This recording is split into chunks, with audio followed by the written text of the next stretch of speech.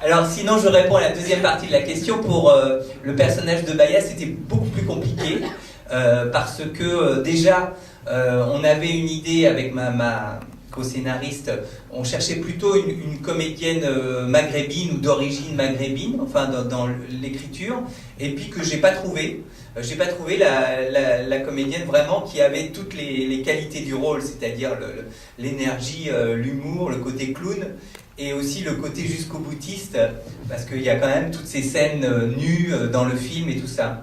Et donc, on a élargi avec la directrice de casting le casting, et c'est la directrice de casting qui m'a fait rencontrer Sarah Forestier, que franchement, sur le papier, je me suis dit, mais non, ça peut pas fonctionner. Ça peut pas fonctionner avec Jacques, voilà, c'est vraiment...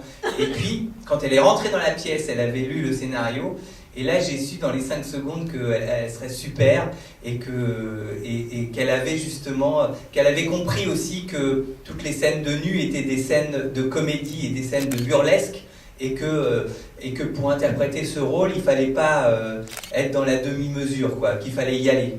Voilà. Et puis ensuite, quand je l'ai... Alors, une de mes peurs aussi, c'était que je me demandais si le couple allait fonctionner. À cause de la différence d'âge, par exemple, et en fait, tout de suite, je trouve qu'il y a quelque chose entre eux qui fonctionne comme l'air et l'eau et le feu, enfin, comme, voilà, quelque chose qui sont très très complémentaires, et qui fait qu'on a tout de suite envie qu'ils soient ensemble. L'eau et le feu ? L'eau et le feu, c'est... Ouais. Ah oui, c'est vrai. L'eau et l'eau. L'eau et l'eau, voilà. L'eau pétillante et l'eau plate.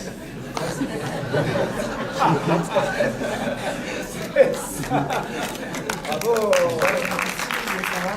Si en fait vous aviez une autorisation pour filmer au mémorial de la Shoah, ou si c'était une reconstitution.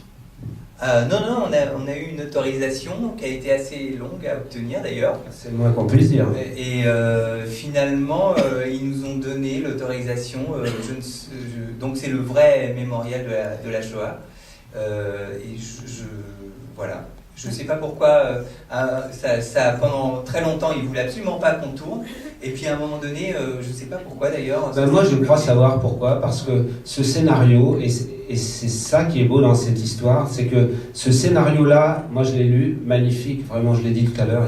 Mais il y avait des risques. Moi je ne connaissais pas Michel. On se dit, ce scénario, attention, il peut dériver. Il peut devenir vulgaire.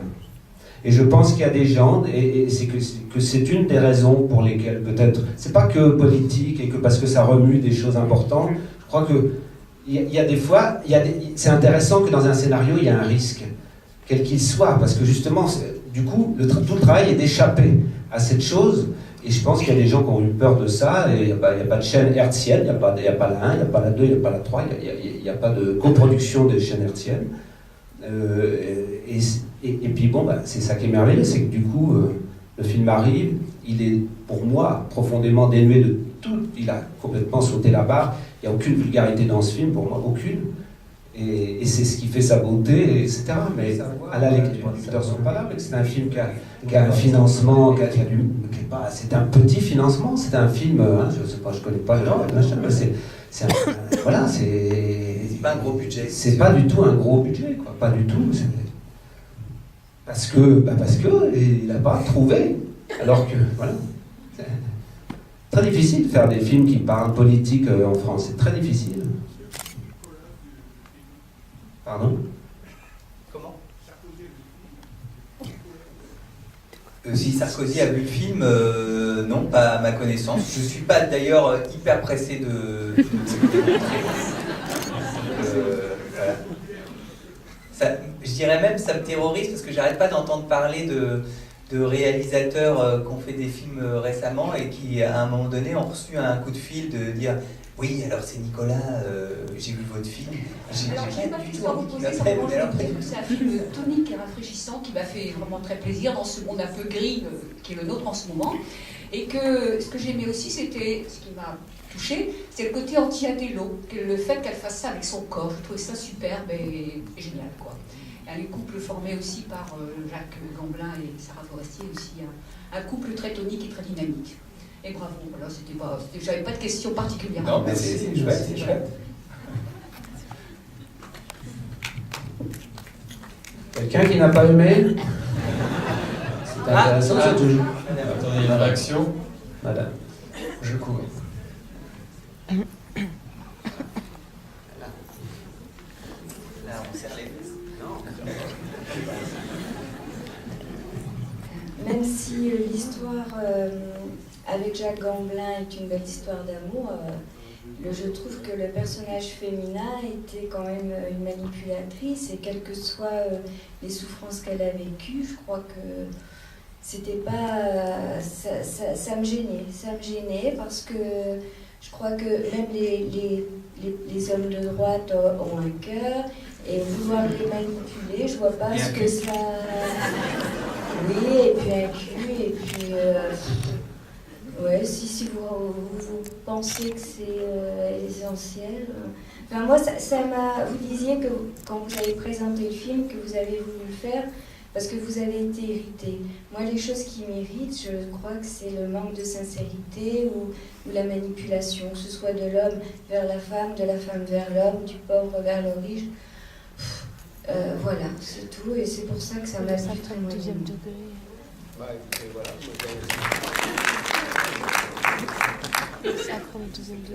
Mais alors, je peux juste dire une chose, c'est que on a quand même si moi je me cache pas que ce soit un film de gauche, mais qui est plus sur qu'est-ce que c'est qu'aujourd'hui, en 2010, qu'être de gauche, dans quoi on peut encore croire et sur quelles idées on peut encore se battre.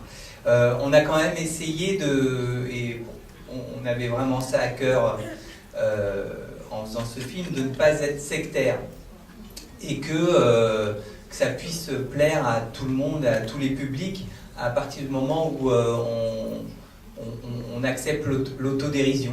Voilà. Donc je ne crois pas que ça soit un film qui dise tous les gens de droite sont des cons, je ne crois pas du tout. Enfin, en tout cas, on a vraiment tout fait pour que ça ne soit pas ça. Et pour répondre, pour moi, le personnage est plus une idéaliste qu'une manipulatrice. Enfin, c'est comme ça que je la vois. Mais ensuite, pour moi, c'est plus une idéaliste. Bonsoir, qui veut changer. Bravo pour votre travail devant et derrière la caméra. J'ai une question donc pour M. Gamblin et pour vous, M. Leclerc. Donc, M. Gamblin, je vous avais vu dans un autre film, Le premier jour du reste de ta vie, qui était très fort, qui m'a fait revivre quelques moments personnels aussi.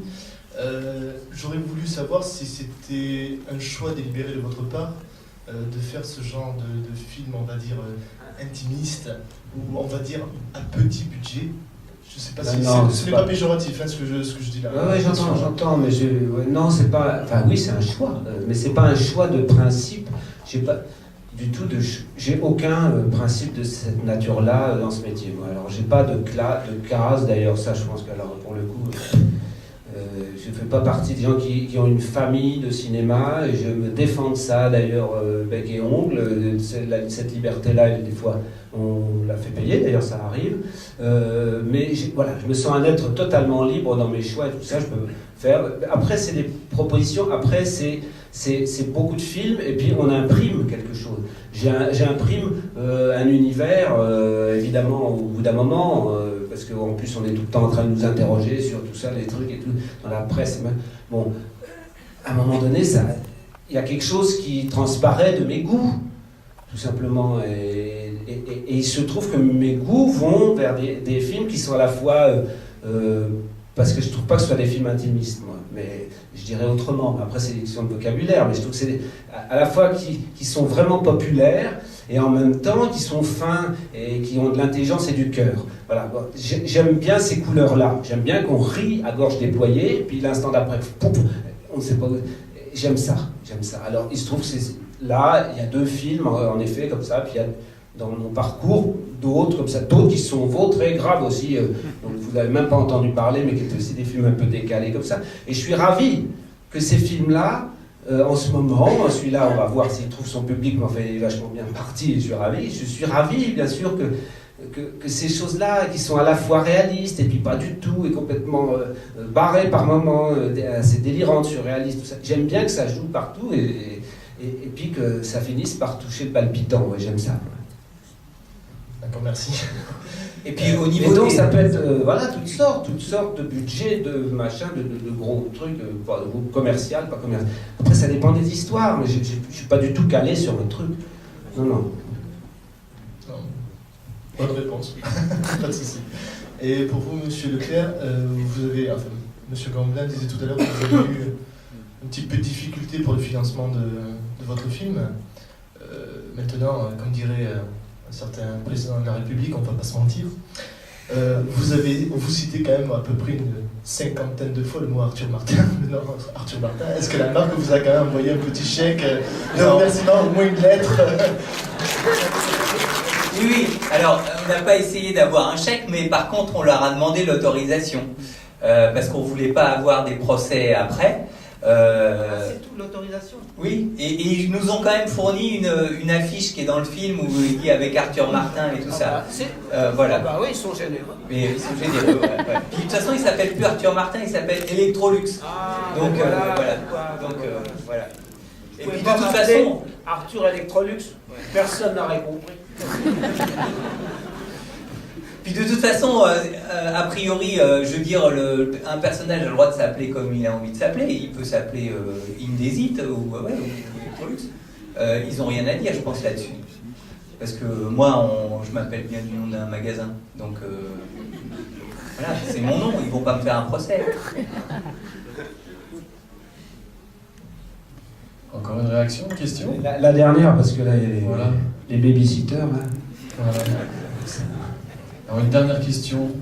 Votre scène préférée du film, Jacques, s'il y en a une, est-ce que vous avez une scène en particulier qui vous revient comme ça? Les applaudissements de la fin.